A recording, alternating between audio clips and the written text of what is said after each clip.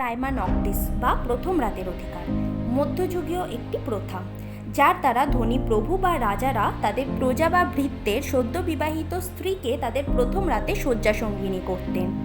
এই অভ্যাসটি সে সময়ের পুরুষ শক্তি ও আধিপত্যের প্রতিফলন ছিল। 19 শতকের গোড়ার দিকে পশ্চিম এস্তোনিয়ার ব্যক্তিগত স্মৃতিকথায় এই নিয়মের ব্যাপক ব্যবহার দাবি করা হলেও সম্পূর্ণ আইনি অধিকার ছিল কিনা বিস্তারিত বলা হয়নি।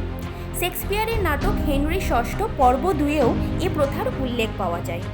ব্রিটিশ লেখক আইজ্যাক ডি ইসরায়েলি রচিত দ্য কিউরিওসিটিস অফ লিটারেচারে প্রথাটি ইউরোপে যে ব্যাপকভাবে প্রচলিত ছিল তা স্পষ্ট।